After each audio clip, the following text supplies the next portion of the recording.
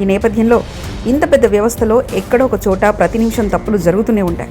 అందుకే ఆ తప్పుల్ని ఎత్తి చూపే న్యూస్ ఛానల్స్, వార్తాపత్రికల్లో అలాగే ఇతర పేపర్ల మీద ప్రస్తుతం దృష్టి పెట్టారు జిల్లా కలెక్టర్ హరేంద్ర ప్రసాద్. ముఖ్యంగా వార్తాపత్రికల్లో వచ్చే ప్రతి వార్తను క్షుణ్ణంగా పరిశీలించాలని, ఏ వార్త వచ్చినా నోట్ చేసుకోవాలని, అలాగే చర్యలు కూడా తీసుకోవాలని ఆదేశించారు. ఏ నెగిటివ్ వార్త వచ్చినా అది ఎందుకు వచ్చింది, అధికారెవరు, తప్పెక్కడ జరిగింది వంటి అంశాలన్నిటిని పరిశీలించి పరిగణలోకి తీసుకోవాలని ఆయన ఆదేశాలు ఇచ్చారు.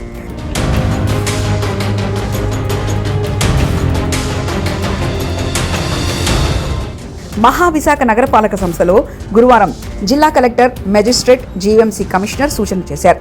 జీవీఎంసీకి సంబంధించి వివిధ వార్తాపత్రికల్లో ప్రతిరోజు కొన్ని ప్రతికూల వార్తా కథనాలు ప్రచురితమవుతున్నట్లు ఆయన పరిశీలనలు జరిపారు. ఈ విషయంలో ప్రజా సంబంధాల అధికారి తగిన ప్రెస్ రిజాయిండర్లు, స్పష్టీకరణలు, సమాచారాల తయారీని సులభతరం చేయడానికి ఉన్నతాధికారుల గ్రూపు ప్రతికూల వార్తల సమూహంతో ఇటువంటి ప్రతికూల వార్తలపైన పేర్కొన్న వాటిని ప్రస్తావించాలని సూచించారు. పై విషయాలను దృష్టిలో ఉంచుకొని ఉన్నతాధికారుల జోనల్ కమిషనర్లకు ఆదేశాలిచ్చారు.